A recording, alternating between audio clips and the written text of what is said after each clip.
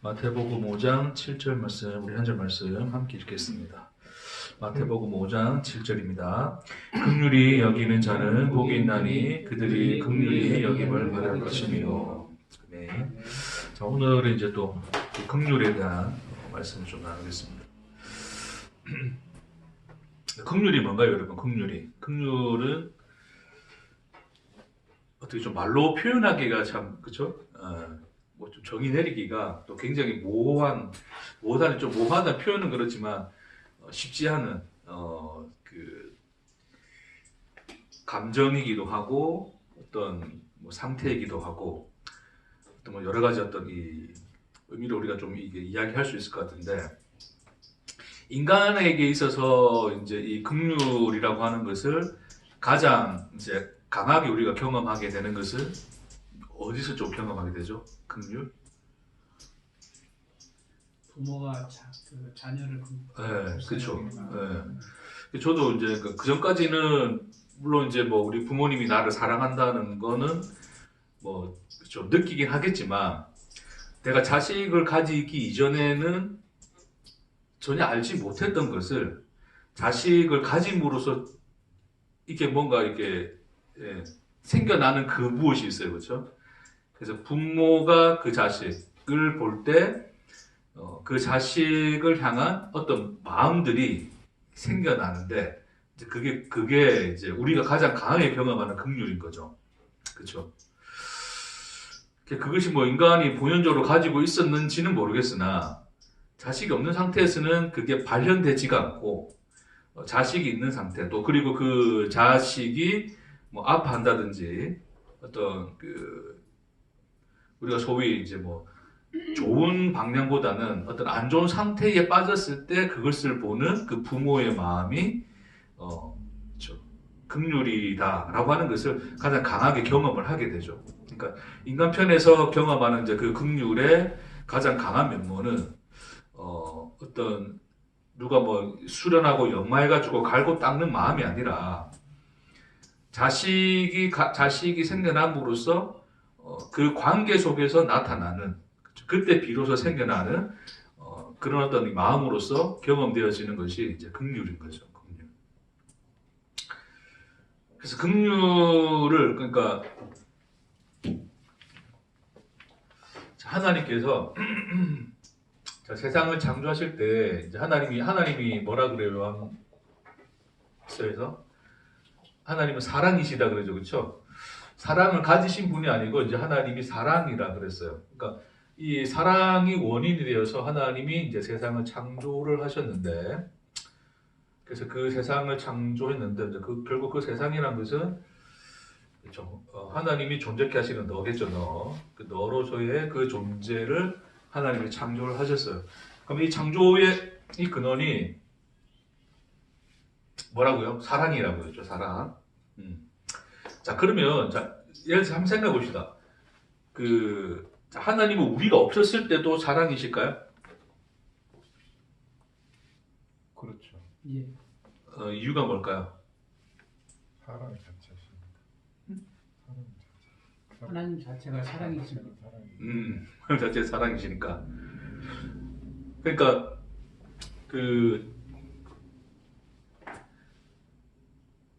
이 사랑이라는 것이 이제 우리가 인간 안에서는 사랑이라고 하는 것은 항상 뭐가 존재할 때 사랑이 성립을 하죠? 그렇죠. 상대가 존재할 때 사랑이라는 것이 존재를 하죠, 그렇죠? 사랑이라는 게 있는 거잖아요. 그러니까 그런 면에서 우리가 알고 있는 사랑이라고 하는 것은 반드시 이 상대가 있음으로써 생겨나는 어떠한 그 무엇이 되는 거거든요. 근데 이제 성경에서 하나님은 사랑이시다라고 했을 때는 그 사랑을 하나님 자신으로 본 거죠. 그렇죠? 그 하나님이 가지신 그 하나님 자신 자체가 사랑이시다는 거예요. 그러니까 어떤 대상이 없어도 하나님 스스로가 뭐가 되는 거죠? 사랑이실 수 있는 분이죠. 그런 면에서 이제 우리가 일반적으로 알고 있는 그 사랑의 개념하고 하나님 사랑이 다른 이유가 거기에 있어요. 그래서 우리는 항상 어떤 대상을 두고서 사랑을 하기 때문에 그 대상의 어떠함에 따라서 사랑이 바뀔 수가 있잖아요. 그렇죠? 무슨 말인지 알겠습니까? 그러니까 어떤 대상이 있는데 그 누군가 내가 사랑해. 근데 이제 예를 들어서 이 사람이 너무 이제 내 원수가 됐어. 내가 그 원수 같은 행동을 해. 그럼 사랑의 그런 감정이나 그 사랑의 마음이 생깁니까? 없죠. 그렇죠. 그렇게 깨지죠, 그렇죠. 그러니까 그 대상이 사랑스러워야 할 어떤 이유를 가지고 있을 때 사랑이 가능한 거고, 왜냐면 우리는 상대가 있어야지 사랑을 하는 거니까. 그러니까 그 상대가 사랑의 어떤 그 가치를 지니고 있을 때 사랑을 하게 되는 건데, 그 가치를 잃어버리면 사랑을 하지 않게 되죠, 그렇죠. 그러니까 그 사랑이라고 하는 것이 우리의 실력입니까, 아닙니까? 소위 이제 예를 들어서 원수 같은 놈인데 예수님이 이제 원수를 사랑하라 그러잖아요. 그 원수 같은 놈인데 그 원수 같은 놈을 사랑할 수 있습니까?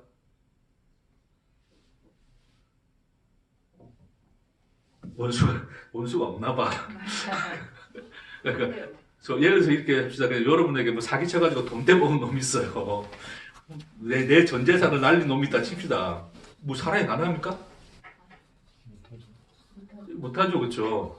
그러니까 그 상대의 어떠함과 관계없이 내가 사랑할 수 있다면 그것은 내 사랑은 내 실력이 될 수 있죠. 내 속성이 될 수 있죠. 근데 얘가 그런 게 없어. 얘가 사랑할 가치가 없어. 그 가치가 없는데도 불구하고 사랑할 수 있는 사람이 없단 말입니다.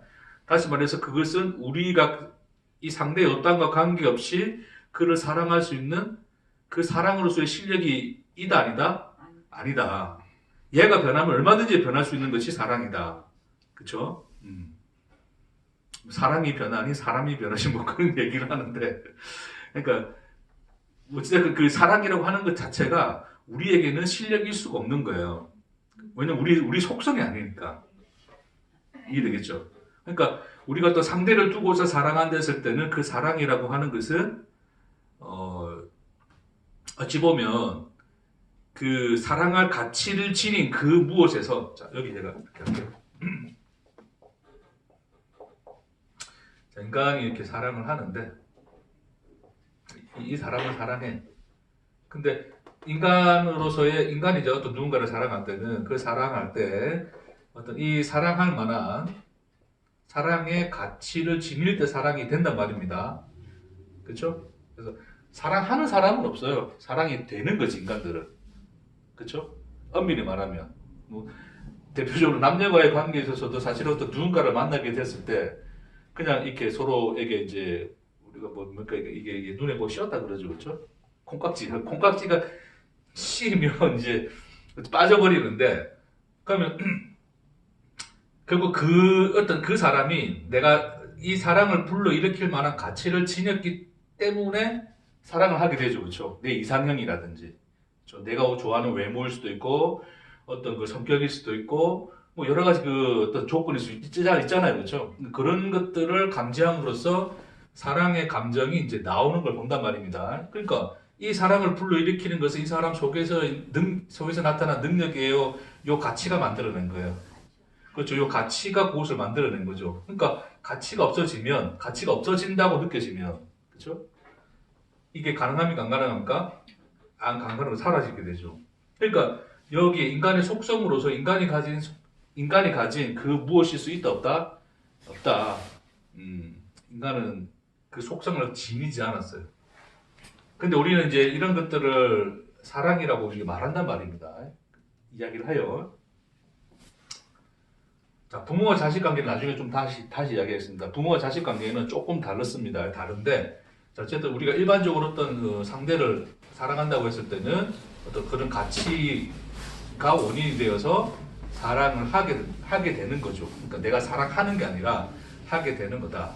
그럼 이게 없어짐으로써 이것도 함께 사라지는 걸 보면 그것은 사랑하는 것은 인간의 능력일 수 없고 속성일 수가 없다를 말해주는 거죠. 근데 하나님은 뭐예요? 하나님 자신이 사랑이라 그랬어요. 그러면 그것은 그 대상이 있든 없든 언제나 뭐예요? 그 사랑은 사랑인 거죠. 그렇죠? 그 어떤 노래더라? 사랑은 여전히 사랑이어서 찬송이 있어요. CCM 노래인데 이제 차를 타고 가다가 이제 극도먼저인가 한번 듣다가 들으면서 그 자세히 흘러나오길래, 이제 그런 표현들을 하더라고요. 그렇죠? 사랑은 여전히 사랑인 거죠, 하나님은. 그렇죠? 그러니까 그 사랑이 원인이 되어서 창조를 했기 때문에 그 하나님의 사랑의 가치를 여기 둡니까, 안 둡니까? 가치를 두지를 않죠. 그러니까 이 하나님이 창조한, 사랑이 원인이 되어서 창조한 그 너가 사랑을 받을 만한 가치가 있느냐 없느냐를 따지신다, 안 따지신다? 따지지를 않으신다. 그게 하나님 사랑이다. 그래서 요한일서에서 표현하는 하나님의 사랑이시다의 표현이 이제 바로 그런 사랑으로서의 그 하나님의 사랑 되심을 그렇게 설명하고 있는 거죠. 그런 것입니다. 예. 그래서 창조를 하고 대상을 만들고서 사랑할 만한 가치를 부여해서 사랑하심이 아니라, 그러니까 그 창조 이후의 사랑이 존재한 게 아니라 창조 이전의 사랑이 존재했기 때문에 하나님의 사랑은 그 대상, 창조한 그 대상에게서 사랑의 원인을 찾지 않으신다. 오직 사랑의 원인자는 하나님 자신이시다. 네, 그것을 성경 우리에게 계속 지속적으로 성경의 역사를 통해서 우리에게 말씀해 주고 계신 거죠. 자, 그래서 이제 보면 로마서에서도 보면 우리가 아직 죄인 되었을 때에, 그 말이 뭐예요? 사랑할 만한 가치가 없었을 때에, 그렇죠? 그리스도께서 우리를 위하여 십자가 죽으심으로 우리에 대한 하나님의 사랑을 확증하셨다. 그러니까 가치가 없음에도 그 사랑은 여전히 사랑이시다를 십자가를 통해서 보여주셨다. 자, 그것이 로마서에서 말씀하는, 고백하는 그 내용이라고 하는 것입니다. 자, 그러니까 그럼 긍휼은 뭡니까? 이건 긍휼. 사랑과 긍휼은 무슨 관계일까요? 긍휼은 뭡니까? 긍휼.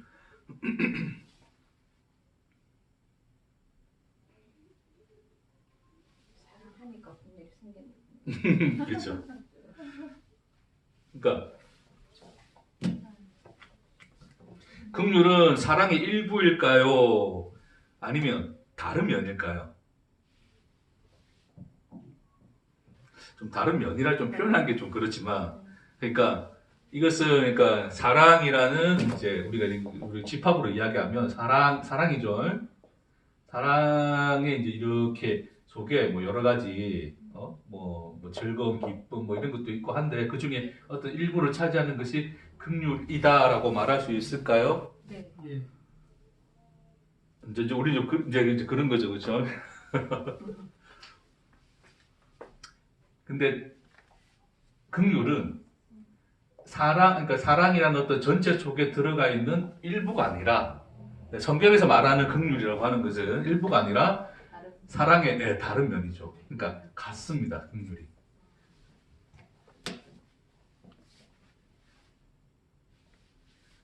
그러니까 긍휼이 없는 사랑은, 그러니까 여기서 부분이면 긍휼 빼도 어쨌든 여러 사랑의 요소들이 존재하잖아요. 사랑일 수 있잖아요, 그렇죠? 근데 긍휼이 빠지면 그게 사랑이 아니야. 그 외에 뭘 말하는 거예요? 사랑과 긍휼이 같은 의미죠, 그렇죠? 그 같은 크기로 이야기하자면, 우리가 크기를 잴 수는 없는데 크기로 이야기하자면 같은 거죠. 단지 다른 면인 거죠. 그렇죠? 그게 뭡니까, 그게? 우리식으로, 인간식으로 표현하자면 결국 긍휼이라는 것은 사랑이 아프면 뭐가 된다? 긍휼이 된다. 그 얘기인 거죠. 그러니까 긍휼이 없는 사랑이라는 것은 존재할 수 있는 거다, 없는 거다? 없다를 이야기하는 거죠.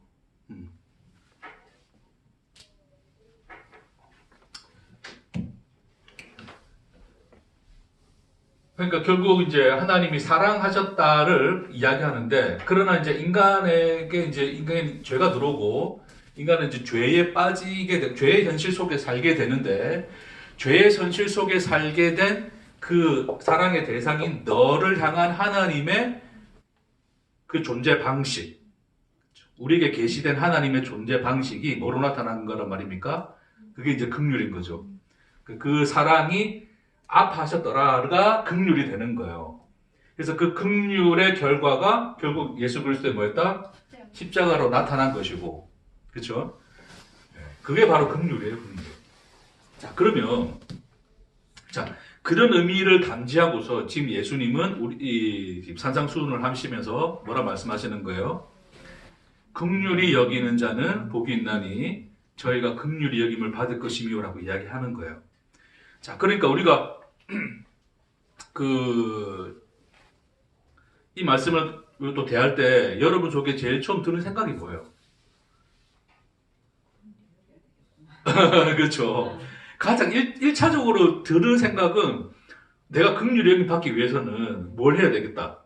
긍휼히 여겨야 되겠다. 그러니까 우리가 지금 계속 그 소위 팔복이라는 이제 그 내용을 살펴오면서 사람들은 항상 이제 그 뒤에 있는 내용, 천국이 저의 것이며 위로를 받을 것이며 이제 이런 것들을 이제 이야기하시는데 그것을 받아내기 위한 조건으로서의 팔복을 생각을 하는 거죠, 사람들은. 그러니까 팔복을 하나님 편에서 우리에게 주신 생명이 아니라 우리에게는 뭐로 받아들이는 거예요? 또 다른 율법적 요구가 되는 거죠, 그렇죠? 왜요? 팔복을 조건으로 받아들인단 말입니다. 여전히. 그러니까 뒤에 뭘 할 것이며라는 결과를 받아내기 위해서 앞에 있는 전제를 뭐로 받아들인다? 조건으로 받아들이죠. 그러니까 긍휼함을 입을 것이요라는 것을 그 결과를 내가 얻어내기 위해서는 누구를 어떻게 해야 돼요? 긍휼히 여겨야 되겠죠. 그것이 조건으로 들어온단 말입니다. 그렇죠? 그래서 열심히 긍휼히 여기려고 하는 거예요. 사람들을 불쌍히 여기고 삽니까, 여러분? 불쌍히 여긴다는 게 뭡니까? 불쌍히 여긴다. 불쌍히 여긴다. 평생 불쌍히 여기는 사람이 없나? 여기만 사람이 없나? 자 보세요, 여러분. 자, 예수님이 병자를 고쳐주세요. 그렇죠? 자, 우리는 그 장면을 보면 우리는 뭐라 말할 수 있어요? 예수님이 그 병자를 불쌍히 여기셨다. 자, 성경에서도 뭐라 그러냐면 불쌍히 여기사, 그렇죠? 그의 병을 고치시니 이렇게 나온단 말입니다. 그러니까 어떤 능력을 가지시니가 그 능력이 필요한 자에게 값없이 그것을 내어줄 때 우리는 그것을 긍휼히 여겼다라고 이제 불쌍히 여겼다라고 보는 거죠. 그러니까 우리가 일반적으로 사람들이 이제 우리 불쌍히 여기는 삶을 살아야 되겠다라고 하면 항상 우리는 뭘 생각하냐면 나보다 능력이 약한 사람, 그러니까 나보다 이제 소위 이제 좀 더 어려움에 처한 사람을 내가 뭐 하는 거, 내가 가진 어떤 것으로서 도와주는 것을 뭐로 여기는 거다. 그렇죠. 불쌍히 여긴 거로 생각을 하는 거죠. 그러니까 일반적으로 사람들을 불쌍히 여긴다고 했을 때는 항상 가난한 사람들을 돕는다든지 이제 뭐 그런 것들을 떠올린단 말이에요. 그러니까 그것도 그게 뭐 잘못됐다는 게 아니라 당연히 어떤 그런 어려움에 처한 자들을 도와주는 것은 당연한 건데, 근데 단순히 여기서 주님이 이제 긍휼히 여기는 자라고 했을 때에 그 긍휼히 여기는 자가 단순히 방금 표현했던 그런 의미로서의 그 남을 돕고 뭔가 좀 도와주고 하는 차원의 얘기는 아니다. 그런 차원의 얘기라면 우리는 이제 긍휼함을 잊기 위해서 뭐만 하면 돼요? 불의로 뜯기면 열심히 하면 되는 거예요. 그렇죠? 근데 결코 이것은 주님이 그런 의미로서 어떤 조건을 가지고서 그렇게 살아라고 말씀하시는 게 아니다. 그러니까 다시 말해서 쉽게 말해서 긍휼히 여기는 자라고 했을 때 그럼 너희는 긍휼히 여기는 자가 되어야 된다라고 하는 것이 우리에게는 조건이 아니다. 조건으로 말씀하시지 않았다라는 거예요. 자, 왜 그러냐면 잘 봅시다, 여러분. 자, 하나님이 우리를 긍휼히 여기신다 그랬는데 긍휼히 여김을 받을 것이다. 누가 긍휼히 여기는 거예요, 우리를? 하나님이 우리를 긍휼히 여기는다고 그러죠. 예수님이 그래 약속을 하시는 거죠. 자, 근데 긍휼은 아까 제가 뭐라 그랬어요? 사랑의 다른 면이지 그것은 같은 크기, 같은 것이라 그랬어요. 그렇죠? 하나님 안에 있는 그 하나님 자신, 네, 또 다른 그 면, 그 표현이죠. 그러니까 그게 같은 건데, 그러니까 사랑이라고 하는 것이 어떤 그 사랑하는 대상에게서 뭐 조건을 찾습니까? 안 찾습니까? 안 찾아. 안 찾죠. 안 찾죠. 그러니까 긍휼이라고 하는 것도 그 대상에 대해서 조건을 찾을까요? 안 찾을까요? 근데 잘 보세요.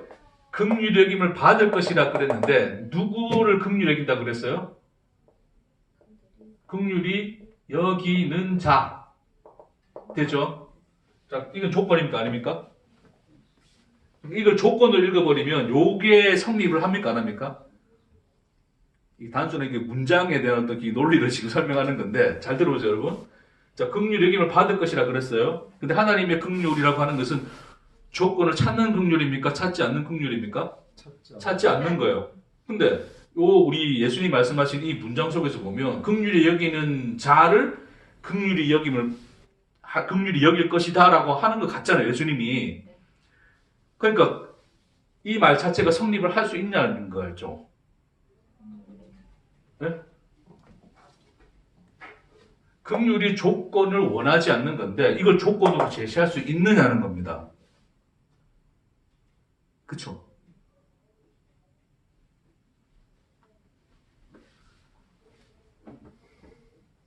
뭔 말인지 이해하시겠습니까?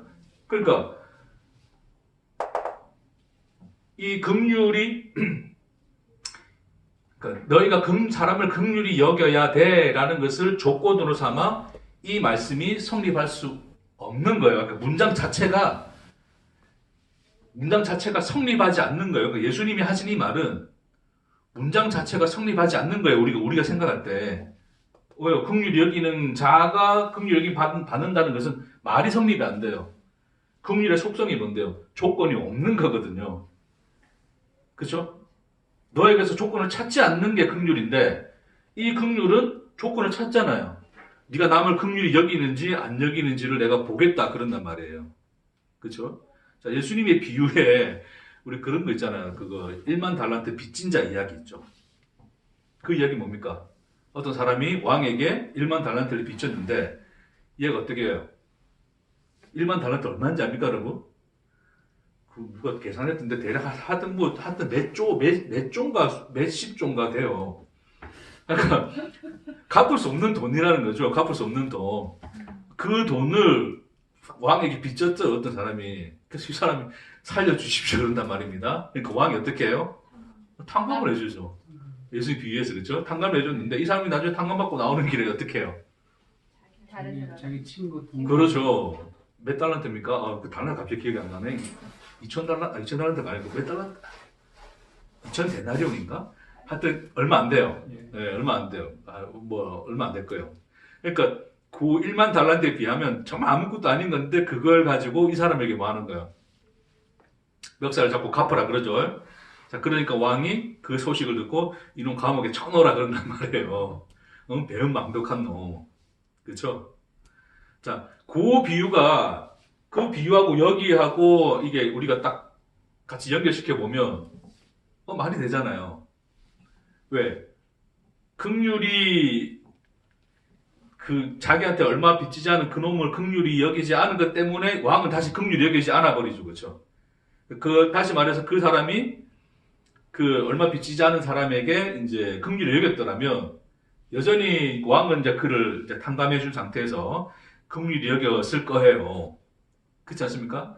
자, 그 비유를 보면 이 말은 맞는 것 같은데 긍휼이라고 하는 것의 그 속성, 그 의미를 두고 이 문장을 보면 이 문장 자체는 성립을 하지 않는 거죠. 그렇죠? 그럼 비유가 틀렸습니까? 이 문장이 틀렸습니까?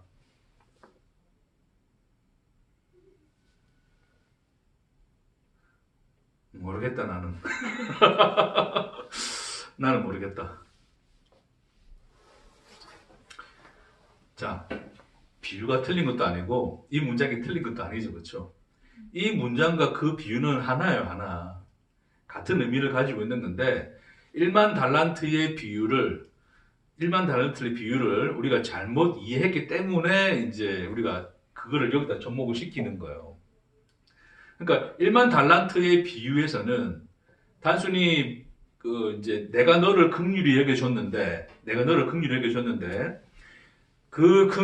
너는 남을 긍휼히 여기지 않느냐? 네가 그 남을 긍휼히 여기지 않으니까 나도 똑같이 네가 한 것처럼 긍휼히 여기지 않아 줄게라는 것으로서 그 의미를 전달하기 위해서 하신 비유가 아닌 거죠. 그렇죠? 그럼 1만 달란트의 비유는 뭡니까, 여러분? 1만 달란트 비유를 들으면 여러분 어떤 생각 들어요? 아, 예수님이 나를 위해서 십자가에 죽으시고 자기 생명의 값을 치러서 나를 구원해 주셨는데 지금 내 주변에 있는 사람들 그 사람들 내한테 좀 잘못하고 하는 것들 내가 그것 때문에 화내고 막 미워하고 이런 것들이 결국 그 하나님을 또 노하게 할 수가 있으니 다시 생각을 고쳐먹고 남들을 이해하고 도와주고 사랑하자. 그런 것의 결론으로서 주기 위해서 그 비유가 주어진 겁니까?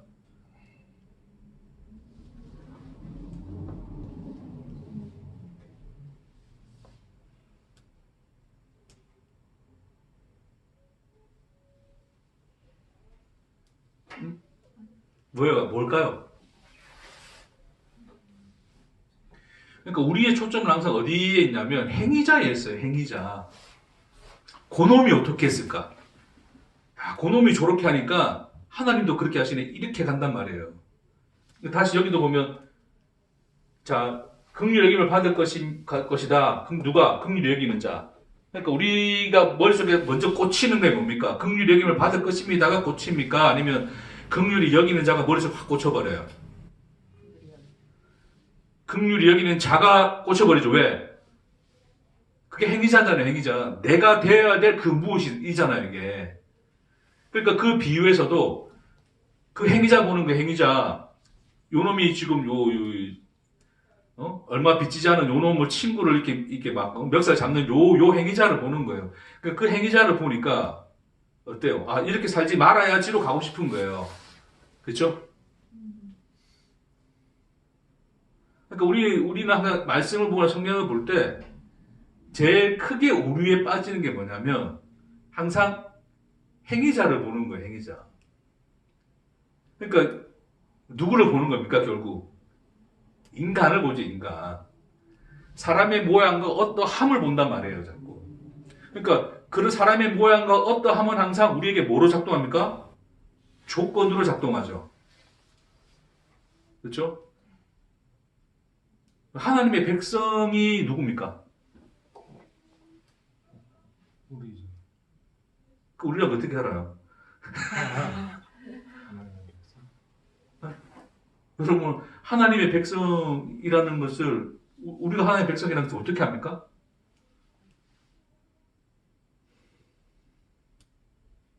자녀랑 백성은 다른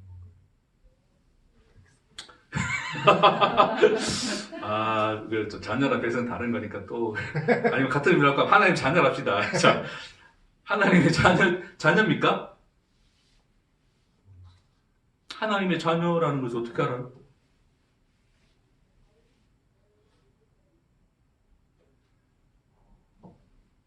성경에 보니까 창세전에 우리를 택하사 그런 얘기 나오잖아요. 에베소서에서 보면 창세전에 우리를 택하사. 그럼 우리는 뭐라는 거? 택한 백성이라는 거죠. 그럼 택했다고 어떻게 알아요? 뭐가 하나님이 당신을 택했다는 걸 알 수 있습니까?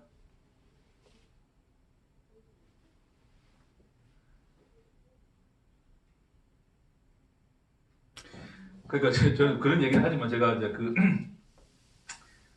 지난 시간에도 그런 얘기 했지만, 그러니까 우리가 여기 실체의 세상과 현상계로 나눠가지고, 이제 실체의 세상에서의 완성된 어떤 묵시 세상이라 그러잖아요. 사람들이 이제, 소위 진리를 말한다는 사람들이. 그래서 이제 묵시의 완전한 것을 이제 여기에 또 투영되어서 여기서 알게 되고 배우게 되고 막 그러는데, 그러니까 묵시의 세상 속에서 우리는 택함을 받은 거란 말이에요. 네? 완성되어 있는 거니까. 근데 여기 와서 이제 하나님 배우고 가는 거죠. 이제 그런 어떤 방식의 이야기에 따르면. 그래도 묻고 싶은 게 뭐냐면, 그 묵시의 세상에서 택한 거잖아요. 택하고 나는 거기 이미 완성되어서 존재하고 있는 거잖아요. 소위. 그거 어떻게 하냐고요, 그거를. 내가 택함 받았다는 거 어떻게 알아요? 지금 내가 하나님 믿고 있으니까? 하나님 알아가고 있으니까?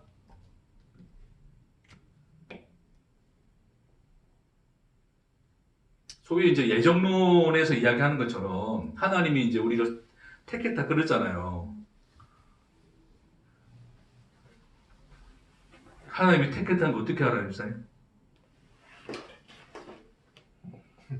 성경에서 말해놨으니까. 그러니까 성경에서는 택했다 말하는데 나를 택했다 말은 해놨지나. 그러니까 예를 들어서 여기 이 동지를 택했느니 뭐 그런 말씀이 어디 쓰여 있어요, 여기. 요한복음 1장에 네. 태초에 말씀이 계시니라. 1장에 마지막 편에 하나님의 자녀가 되는 권세를 주셨으니 그 말씀이 있잖아요. 네. 하나님이 세상을 사랑하셨다. 그 처음에 예수를 믿는 자, 영접하는 자는 결국 이제 하나님께로부터 난 자다 이래 되는 건데 예수 믿고 있습니까? 예수 믿는다는 걸 뭘로 정의하실 거예요?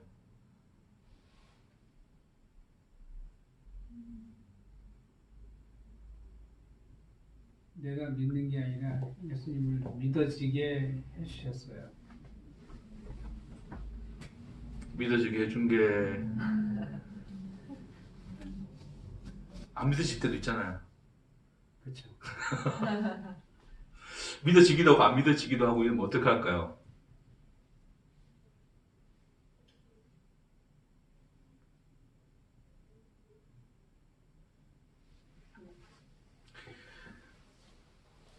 그러니까 무엇이든지, 그러니까 우리가 뭐 택배 타는 것조차도 그러니까 무엇이든지, 그러니까 이런 묵시의 세계에서는 하나님하고 아무 관계 없어요. 누가 관련되어 있습니까? 오직 자기 자신과 관련되어 있죠. 내가 어떤 놈인가를 추적해낸 게 요런 이야기예요. 네, 여러분 이거 뭐 묵시가 뭔지 모르니까 무슨 내용 하는 건지 뭔지 모르겠다 생각할 수도 있는데, 간단히 얘기하면 그냥 이미 실체의 세상 속에서는 이미 이게 다 완성되어 있는 내용들인 거거든요, 이게. 그러니까 실체인 나가 있는 거예요, 하나님 안에 이미. 그쵸? 네, 완성되어 있는 나가 있는 거예요. 그러니까 그것이 나가 있는데 이 현상 세계로 들어와서 이 세계 속에서 나는 실체의 나가 아니고 현상에서의 나로서, 소위 뭐 육적이다 뭐 다 우리 표현한 그 나로서 이 세상을 살면서 여기서 뭐를 배워요? 이게 다 헛되고 거짓된 거구나. 이 나라는 것은 없는 거구나. 그러니까 뭐예요? 오직 하나님만 하나님이시고 나는 하나님이 아니구나를 깨닫고 돌아간다 그러잖아요. 그러니까 그런 게 있다는 거예요. 그런 게 있을 수도 있어요. 제가 안 봤기 때문에 저는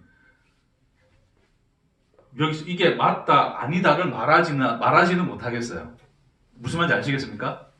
그럴 수도 있죠. 하나님이 그렇게 한다면 그렇게 하실 수도 있죠. 근데 문제는 뭐냐면 결국 이런 것들이 결국 이것이 뭐와 관련되어 있는 거예요? 누구와 관련되어 있어요? 나라는 존재가 어떻게 될 거냐에 대한, 나라는 존재가 무엇이며 나라는 존재가 어떻게 될 것이냐에 대한 이야기죠.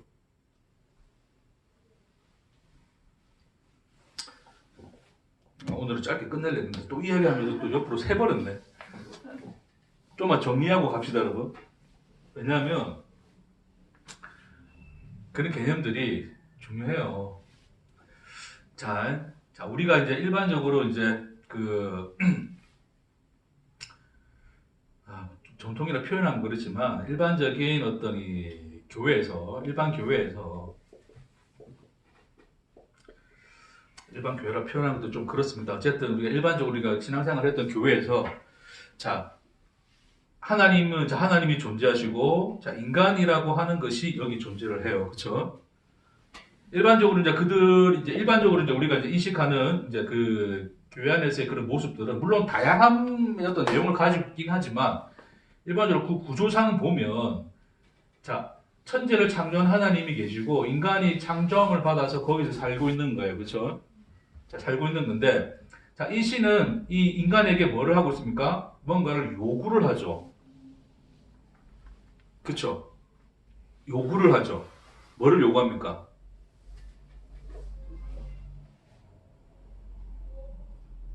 뭐 헌금을 요구합니까? 뭐를 요구해요?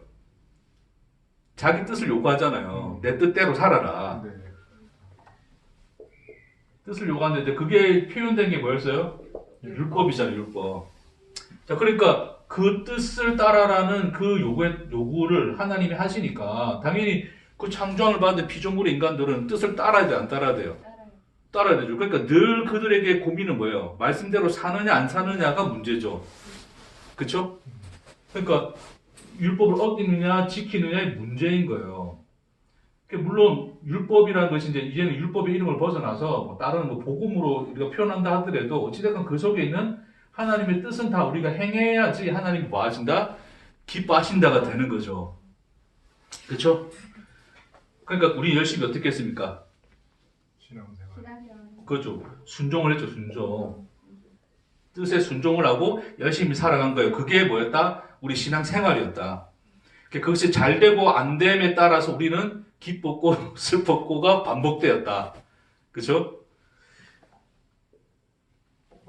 그러니까 항상 여기서도 뭐가 중요해요? 하나님의 뜻이 중요한데 그 뜻도 중요하지만 그보다 더 중요하게 여겼던 게 뭐였습니까? 그 뜻은 알겠어. 그것을 따르느냐 안 따르느냐는 누가 해야 돼? 내가 해야 되죠. 그렇죠? 그러니까 여기가 누구에게 지금 뭐가 관심이 있어요? 누구에게 관심이 있어요? 지금 누구에게 지금 이것은 집중을 하고 있는 거예요? 하나님 자신입니까? 아니면 인간입니까? 나죠. 행위자죠. 그러니까 보여지는 것은 행위자 자신인 거예요. 내가 하느냐 안 하느냐 문제로 갔으니까. 자, 근데 여기서 이야기는 뭐냐면 이런 얘기를 완전히 부셔버리죠.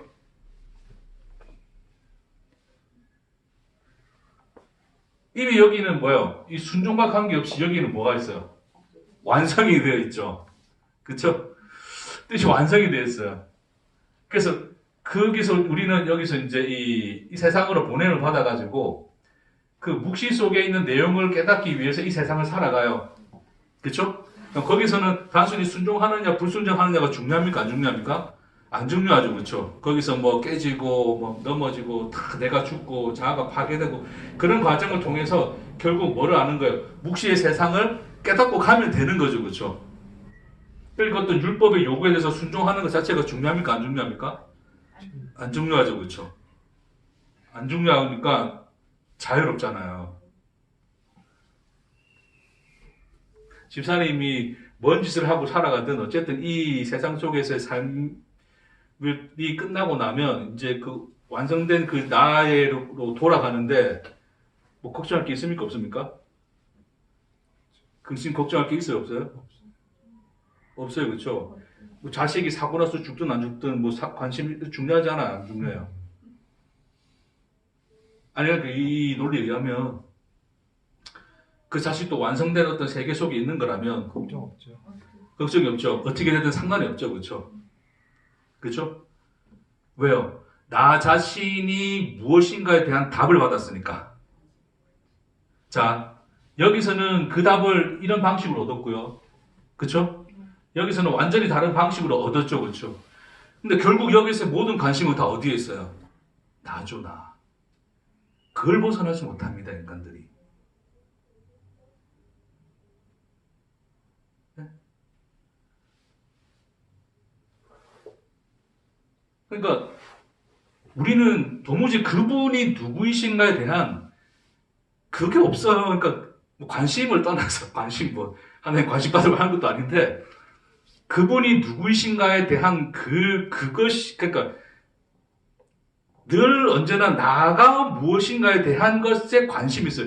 그러니까 세상에서의 모든 역사, 뭐 철학이나 종교나 모든 인간들의 그 추론과 그 모든 어떤 역사들의 과정을 보면 인간들은 모두 다 나예요. 나에서 시작해서 나가 무엇이면 나는 어디에 있는가를 찾고자 하는 것이 인간들의 노력이거든요.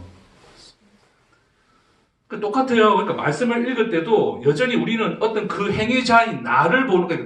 나에 대한 어떤 그 중심이 항상 서 있기 때문에 하나님이 말씀하시는 말씀에 대해서 뭐를 찾는다고요? 행위자의 어떠함을 보는 거예요. 그러니까 여기 긍휼 여기는 자가 긍휼 여김을 받을 것이라고 했을 때 우리에게 더 강하게 들어오는 것은 뭐라고요? 긍휼 여김에서 살아야 되겠다라는 이 마음부터 드는 거예요. 그렇죠? 그러니까 그 행위자에게 관심이 여전히 있는 거죠. 거기를 못 벗어나니까 긍휼이 여기는 것이 무엇인가를 탐구를 해서 또 거기서 이제 그런 어떤 이 긍휼이 여기는 삶을 살고자 하는 모습으로 가는 거예요. 그렇죠? 물론 이제 또 이런 어떤 논리를 펼치는 사람들은 뭐 이거 자체도 뭐 이렇게 우리가 긍휼히 여긴다 이런 것 자체도 의미가 없고 어쨌든 그런 모든 것들이 다 해서 어쨌든 그걸 알아가는 거니까. 그러니까 제가 그래서 여기 이게 대해서 묻고 싶은 게 뭐였냐면 그러니까 결국 그렇다 칩시다. 뭐 이거 자체를 내가 부정하진 않겠습니다. 예? 우리 저도 안 가봤으니까 모르죠. 또 어떤 분 그럴 수 있어요. 네가 성령을 못 받았으니까 그 세계를 못 보는 거야. 언젠가 오실라나 그럼 그 성령이? 자, 일단 칩시다. 자, 그러면 그 완성된 나인데 그 완성된 나가 진짜 그러니까 내가 그 완성된 나도 있고 완성 안 된 나도 있겠네요. 이 세상에. 그렇지 않습니까? 택했다면서요. 그럼 세상에는 말 그대로 그냥 요걸 배우기 위한 자, 여기 완성된 어떤 나가 있는데 그 나가 내려와서 이 세상을 깨닫기 위해서 세상을 살아갈 건데 나머지 세상은 모두 다 나에게 있어서 뭐가 되는 거예요? 배경이 되는 거죠. 그렇죠? 뭐를 알아가는 배경이 된다? 이 세계를 알아가는 배경이 되죠. 나는 택함을 받아서 내려왔고 나머지는 다 뭐가 되는 거예요? 배경이라고요. 배경. 네? 여기서 예수 믿는 사람들도 있고 없는 사람도 있을 거 아니에요. 그럼 결국 예수를 뭐 믿는 사람들끼리는 뭐 택했다 서로 이야기할 수 있겠지만 예수 안 믿는 사람들에 대해서는 뭐라 그럴까요?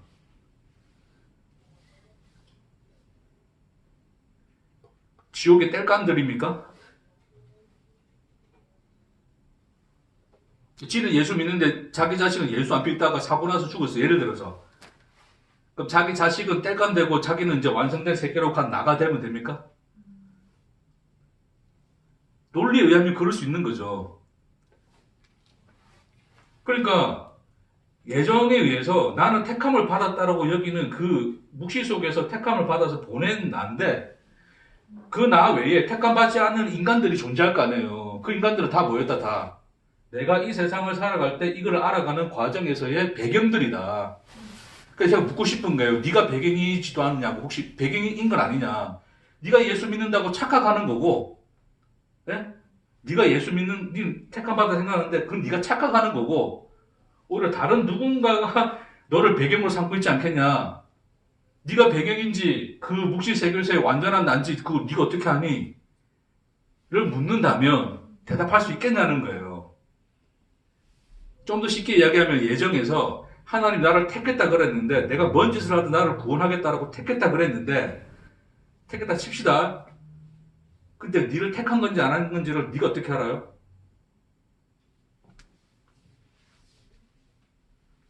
내가 믿고 있으니까. 그건 네 착각일 수 있잖아요.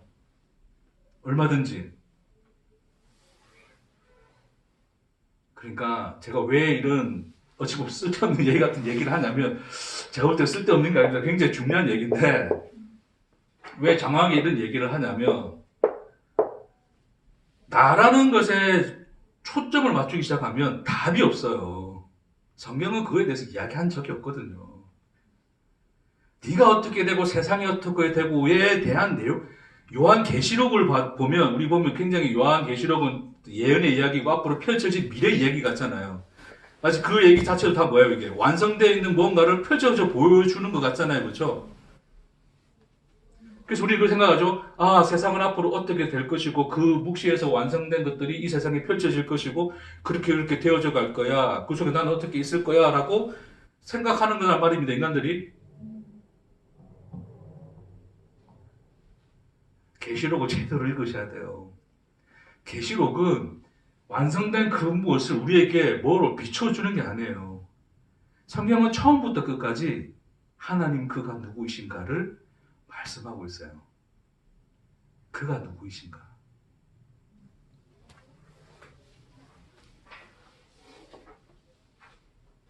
하나님 안에는 자기 경륜이 있으시죠. 역사를 끌어가시고 이끌어가시는 경륜이 있겠죠. 그렇죠? 그 경륜의 내용이 어떠한가를 우리는 그 경륜의 내용이 어떠한가를 자꾸 보고 싶어요. 그러니까 제자들이 주님 이스라엘을 회복하심이 이때입니까? 라고 물어보듯이 미래 세상은 어떻게 될 것입니다를 알고 싶은 거예요. 그렇죠? 어떻게 되어질 건가를 알고 싶어 하는 거죠, 인간들이. 그 경륜의 내용을 알고 싶어 하는 것 때문에 우리가 놓치는 게 뭐냐면 경륜의 목적이죠. 하나님이 세상을 창조하신 그 경륜의 목적은 뭡니까? 목적이 뭐예요? 세상을 이처럼 사랑하사. 뭐 아무거나 던지는 것 같은데.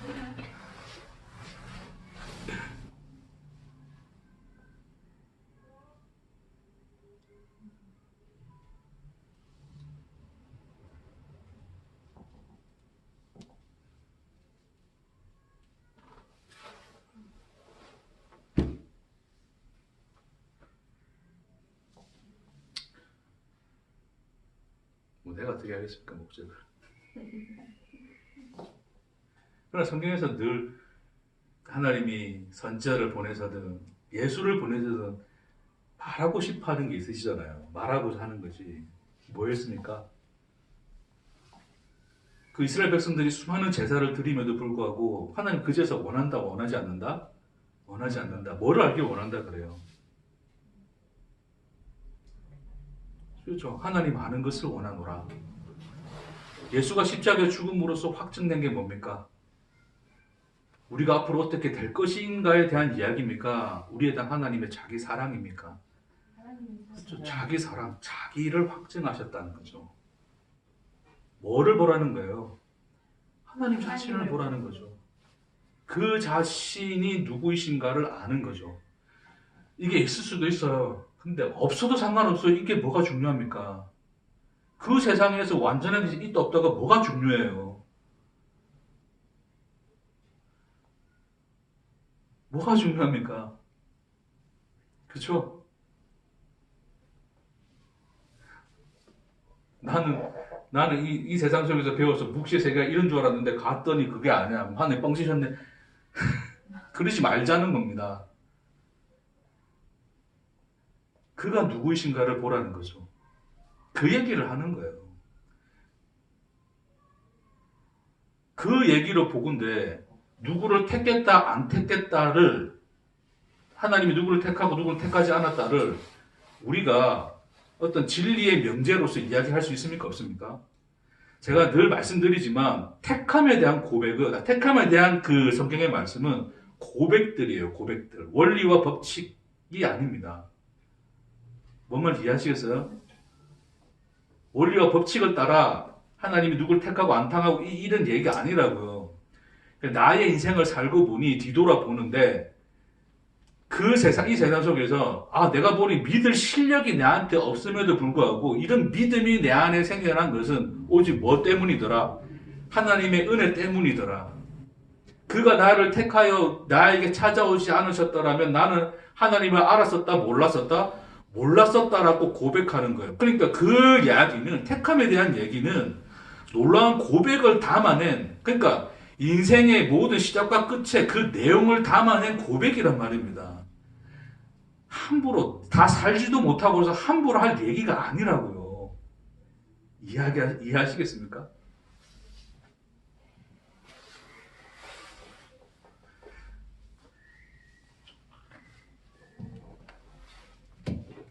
긍휼 이야기하다가 너무 멀리 왔네. 다음 주에 조금 더 긍휼 얘기해도 됩니다. 근데 최대한 빨리 마무리해 보겠습니다.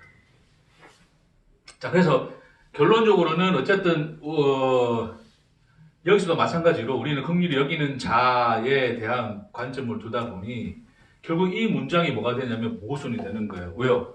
긍휼 자체는 뭐다? 조건을 찾지 않기 때문이죠. 근데 우리는 스스로 여기서 조건을 만들어 버렸잖아요.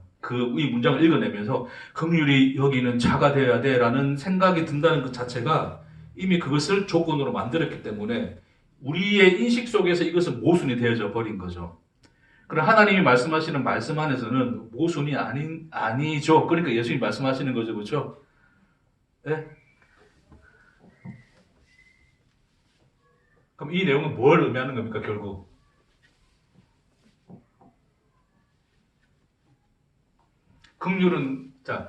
긍휼은 그 완전한 사랑, 하나님 사랑의 같음, 그러나 다른 면이라고 했어요. 그렇죠?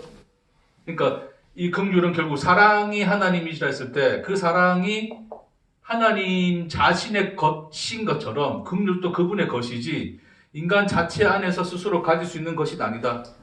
그러니까 인간이 가지지 못한 것을 하나님이 하라고 요구하지는 않을 거 아니에요. 그렇죠? 그러니까 뭐 한다는 거예요? 하나님이 우리를 뭐 했다는 거예요? 긍휼히 여기셨다는 거죠. 그렇죠?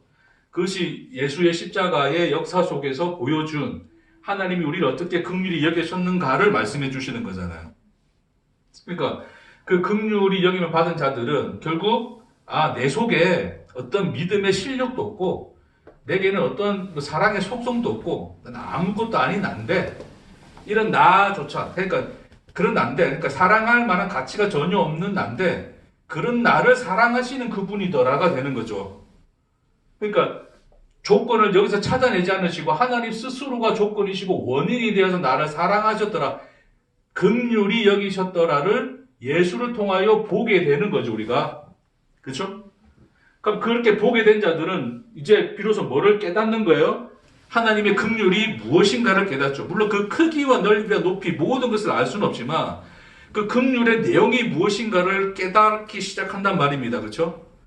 그럼 그 깨닫기 시작하는 자가 긍휼이 뭔가를 아니까 우리가 누군가를 볼 때 우리 속에서 뭔가의 조건을 찾아내는 나의 모습을 따라가겠습니까? 아니면 조건을 찾지 아니하고 그들이 나와 같음을 보게 되는, 그러니까 어떤 사람이 어떤 아픈 처지나 나쁜 처지나 안 좋은 상황에 처했을 때 그 사람이 나쁜 짓을 할 수도 있는 거고, 그렇죠? 어떤 잘못된 선택 때문에 실패할 수도 있는 거고 망할 수도 있는 건데, 그러니까 어쨌든 그 어떤 사람의 처함을 볼 때 거기서 우리는 뭐예요? 야, 너는 왜 그 꼬라지니? 나처럼 살아. 그러니까 내가 좀 도와줄게 하는 게 긍휼이 아니라 그런 처지에 있는 나조차도 하나님이 조건 없이 사랑하신 그 사랑을 봄으로써 그를 사랑하시는 그분을 보게 되면 그게 뭐가 되는 거예요? 그게 우리가 긍휼히 여기는 자가 되는 거예요. 그러니까 하나님의 긍휼이 우리 안에 흘러 들어와서 그 긍휼로 이를 긍휼히 사랑하라는 말이 아니에요. 그거 우리 거 아니라니까요. 우리 거면 하나님이 우리 거 얼마큼 많이 있는가를 보고 판단을 하시겠지만 그 판단 안 하신다고요. 하나님이 우리를 긍휼히 여기셨어요. 그 긍휼히 여기신 그 내용을 가지고 이 사람을 보니, 소위 죄인이라 부르는 그 인간들을 보니, 나 외에 내가 배경으로 생각했던 그 인간들을 보니 그들 또한 하나님이 뭐하고 계시더라? 긍휼히 여기시더라를 보라는 거죠. 그렇죠? 그게 우리가 그들을 뭐하게 여기는 거예요? 긍휼히 여기는 거예요.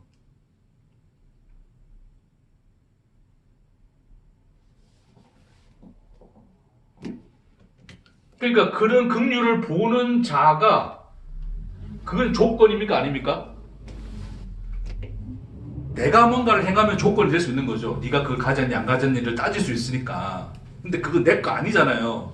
내게는 그런 게 없고 하나님이 그런 없는 나조차도 하나님이 사랑하여 긍휼히 여기신 그 십자가, 예수의 십자가를 보고서 나와 같은 그 죄인들을 나와 다름으로 보지 않고 같음. 나와 같은 그 죄인들, 여전히 하나님이 그들을 뭐하게 계시더라? 그렇죠. 조건을 찾지 않으시고 그를 긍휼히 받아들이시더라를 보게 되면 그것으로서 그 사람을 대할 수밖에 없잖아요. 그렇죠. 그걸 보게 되면 그게 우리가 그들을 뭐하게 여기는 거라고요? 긍휼히 여기는 자의 자리에 있는 거라고요. 그렇죠. 그러니까 이게 가능하기 위해서는 뭐가 먼저 있어야 돼요? 자, 이게 조건이면 조건이 첫 번째로 오고 이게 결과가 돼야 되잖아요. 이렇게 가야 되잖아요, 우리가. 근데 이게 조건이다, 아니다? 아니다. 그러니까 긍휼히 여기는 것이 가능하기 위해서는 뭐가 먼저 있어야 되는 거예요? 이게 먼저 있어야 되는 거예요.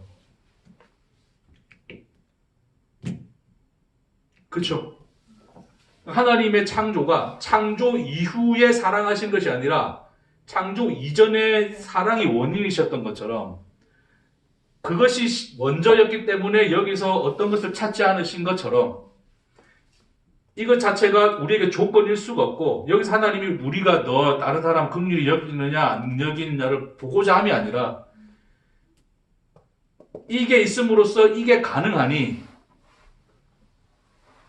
이걸 알지 못하고서는 이게 가능하지 않다는 것을 주님이 이 문장을 통해서 인간이 보기에는 모순처럼 보이지만 하나님 편에서는 전혀 모순이 아닌 얘기를 하고 계신 거예요.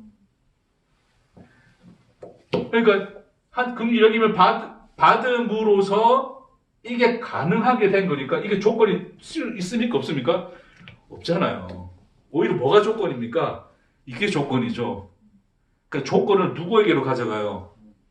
그렇죠. 내가 조건이 되고 내가 원인이 될게. 너는 나의 결과니라를 보여주는 거예요, 그게.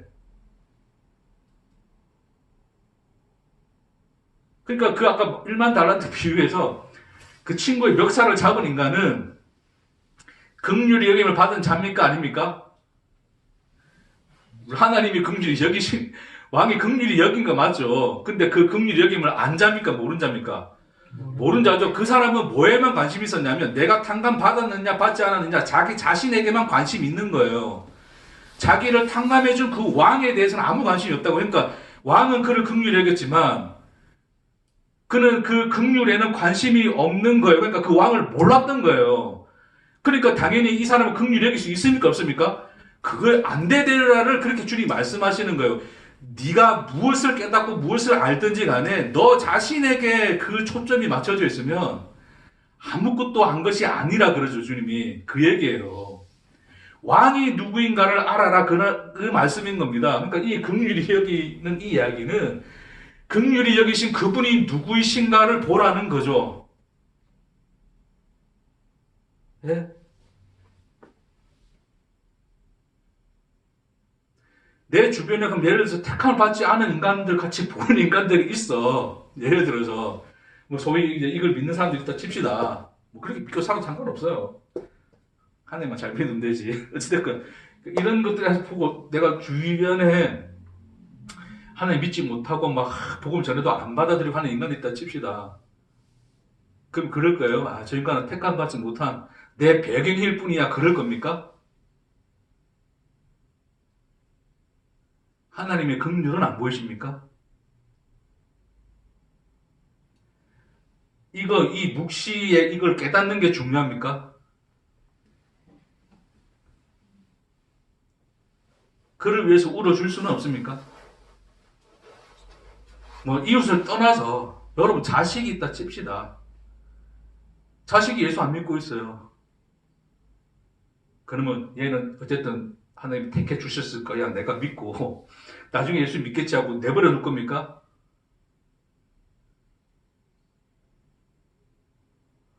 그 자식을 위해서 눈물로 기도할 수 없습니까? 그 자식을 위해서 눈물로 기도하면 이 복음에 위배됩니까? 인간들이 기계가 돼가요. 기계가. 진리를 깨달았다 치고 기계가 돼갑니다. 지식은 가득 차는데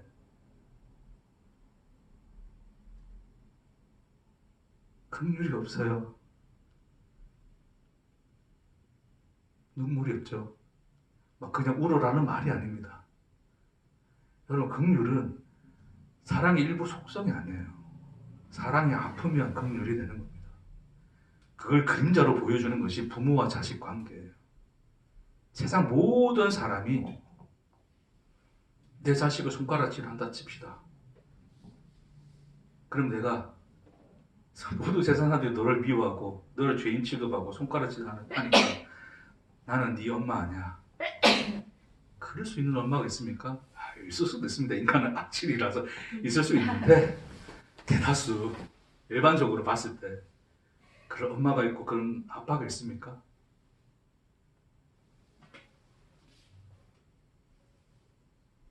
어떻게 하실 거예요? 그런 자식이 있다면?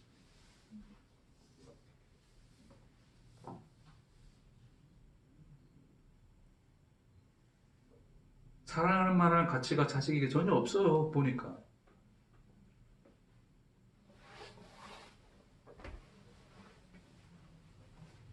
그래도 그 부모만큼은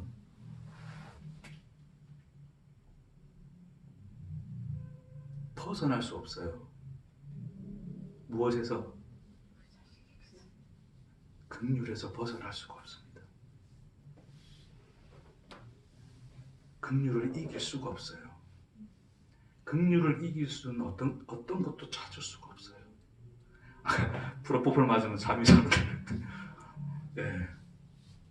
너무 힘들고 아파서 프로포폴 맞을 수도 있죠. 깨보십시오. 또 아픕니다. 그걸 그림자로 보여준 거예요.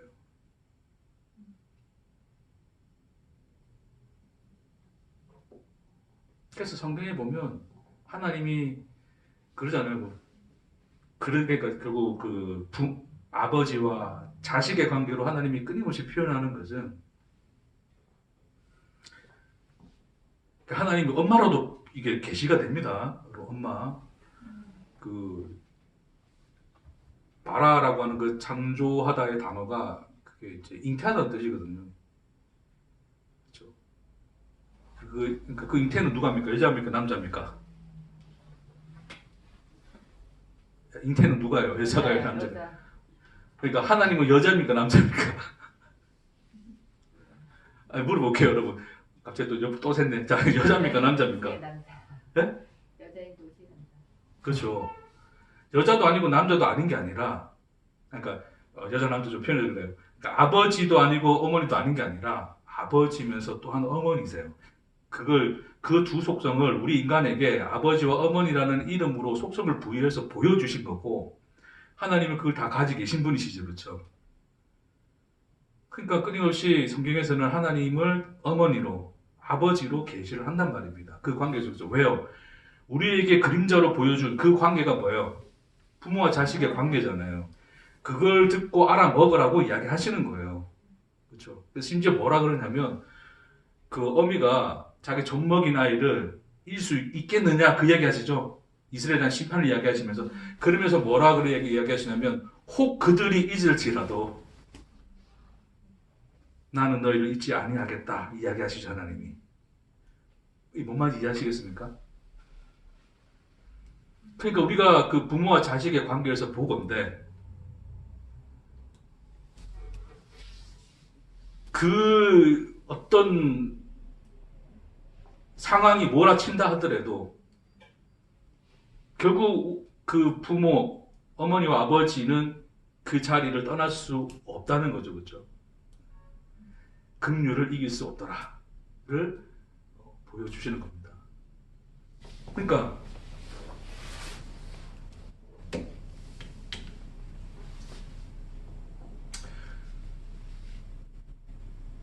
하나님은 사랑이시니까 긍휼을 가지신 게 아니라 사랑이시기 때문에 긍휼하신 하나님이시다. 긍휼을 버리는 것은 결국 뭐를 버리는 거예요? 하나님이 긍휼을 버리신다는 것은 사랑을 버리시는 거고 곧 뭐를 버리시는 거다? 자기를 부정해 버리시는 거죠. 그렇죠? 그러니까 하나님조차도 뭐를 이길 수가 없습니까? 긍휼을 이기실 수 없으시더라 를 보는 겁니다. 그러니까 우리가 받은 긍휼이 그 긍휼인 거죠. 예수가 십자가에 죽는 거.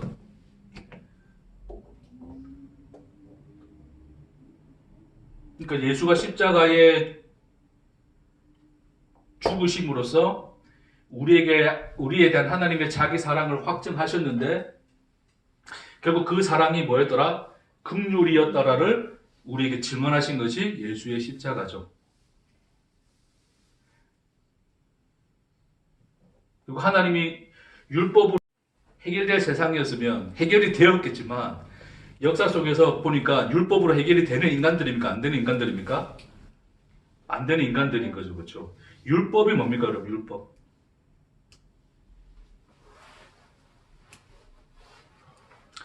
자, 제가 뜬금없이 한 번씩 자꾸 뭐가 뭡니까라고 물어보면 여러분 답하기 굉장히 곤란하죠. 질문의 범위가 너무 넓어가지고. 네? 인간의 행위 또 그 이전에 그걸 지키려고 하는 이전에 하나님이 뭐를 주냐면 율법을 주시잖아요. 율법이 뭐예요? 율법은 뭐를 계시하는 겁니까? 예수. 네? 뭐 이전에 배운 게 다 지금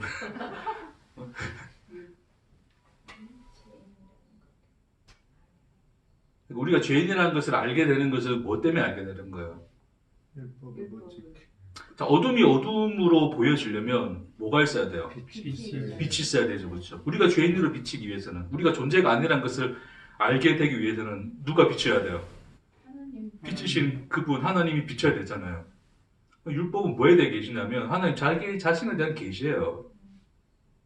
그렇죠? 자기를 주신 거죠, 율법이. 나의 하나님이야 라고 이야기한 거예요. 그렇죠? 그러니까 그 하나님으로서 인간을 이깁니까? 못 이깁니까? 표현이 그러네.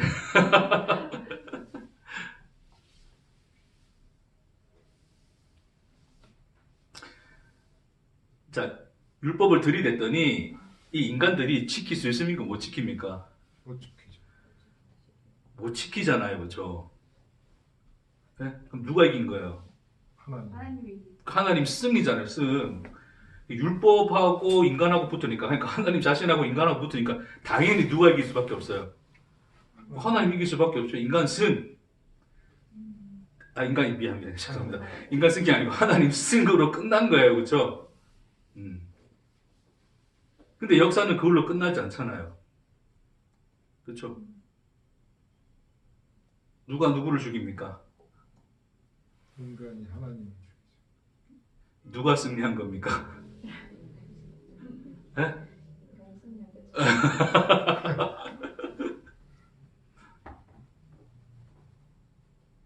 하나님은 누구한테 진 겁니까? 누구한테 졌을까요?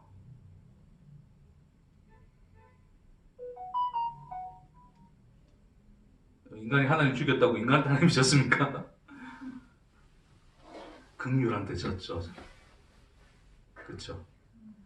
우리에 대한 하나님의 자기 긍휼에게 하나님이 져버리시죠. 그게 십자가예요, 십자가. 긍휼을 이길 것이 없습니다. 예수님은 지금 팔복의 산에 계세요, 그렇죠? 인간이 예수를 따라 찾아온 겁니까? 하나님이 예수로 그들을 찾아 내려오신 겁니까? 찾아오신 거죠. 그럼 그 모든 생명은 누구 손에 들려 있어요? 그 생명은 조건을 찾습니까? 안 찾습니까? 그러니까 오늘의 이 말씀 속에서 긍휼히 여기는 자는 긍휼히 여김을 받을 것이다 라는 이 말씀은 결국 뭐예요? 하나님이 이처럼 너희를 뭐 하셨다? 긍휼히 여기셨노라를 선언하기 위해서 오셨죠. 그러니까 주님의 목적은 긍휼히 여김을 받을 것이다를 말을 하기 위해서 오신 거예요. 또 다른 율법으로서 우리에게 조건을 제시하기 위해서 긍휼히 여기는 자가 되어라를 말씀하러 오신 것이 아닙니다. 남아있는 이제 그 팔복의 말씀도 결국 그 얘기입니다. 그러니까 성경의 모든 얘기는 그 얘기로 귀결이 돼요. 너희를 찾아오신 그 하나님은 누구이신가? 그 하나님을 배웠고 만나고 알라고 하는 겁니다. 그것이 우리에게 인생을 주시고 인생을 살아갈 이유가 되는 거죠. 아멘. 그걸 우리가 죽고 난 뒤에 뭐 이게 뭐 묵시의 세계가 있고 뭐 거기 들어가고 뭐 그게 뭐가 그리 중요합니까? 그쵸? 그럼 내가 생각했던 그 묵시의 세계가 아니면 안 갈랍니까?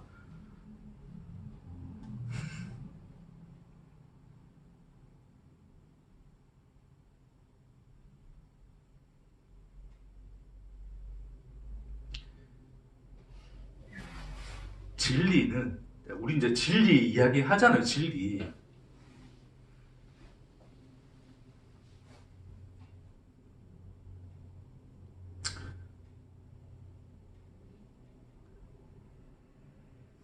진리가 뭡니까, 여러분?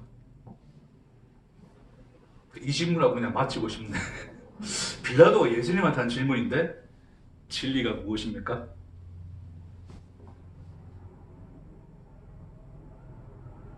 여러분 제가 오늘 여러분에게 말씀 나눴어요, 이거 그렇죠? 자, 이 말씀 진리입니까, 아닙니까?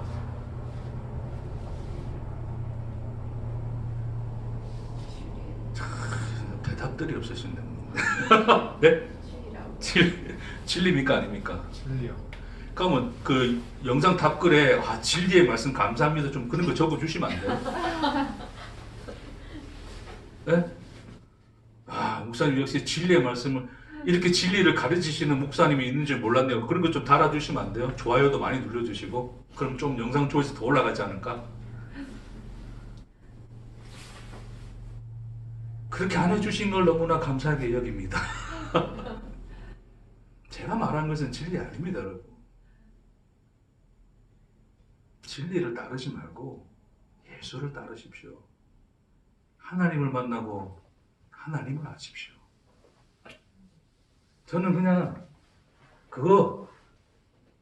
야 정신 좀 차리고 하나님 좀 보자. 그런 손짓에 불과한 거예요. 그냥 그런 손짓도 아니고 바람결 스치는 바람과 그냥 같은 거예요. 잠시 이제 눈을 돌려서 위를 한번 보거라. 그냥 그런 지나가는 그냥 바람 같은 거. 그거예요. 그게 무슨 진리입니까? 절대 댓글 다지 마세요. 늘 해오듯이 댓글도 다지 말고 뭐 좋아요도 눌릴 필요도 없고 아무 관심 없이 내버려 두세요. 그냥. 할렐루야. 그러고서 주님을 알고 사십시오. 그러면 됩니다.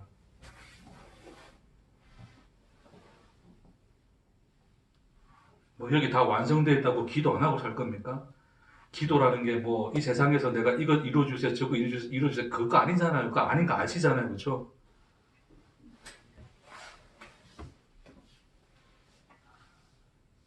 그냥 기도는 믿는 성도의 존재 방식입니다. 예수는 우리에게 야 너희들 이렇게 살아야 돼 라는 삶의 표본으로 기도하신 게 아니에요. 니들이 따르든 안 따르든 니들이 나와 같이 하든 안 하든 나는 기도하겠다. 그래야 내가 살 수 있노라. 그분을 아노라.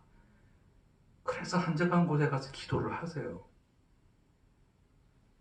제가 요즘에 뭐 기도 강조하니까 우리가 우리 보통 했던 그런 기도 말하는 게 아닙니다. 그분과 호흡하며 사는 겁니다. 굳이 한적한 곳에 안 가도 그렇죠? 어디 자리에 앉아서 폼 잡고 기도 안 해도 그분이 곁에 계심을 알고 사십시오. 그분의 긍휼을 먹고 살아가십시오. 그분은 긍휼히 여기로 오신 분이십니다. 기도하시겠습니다.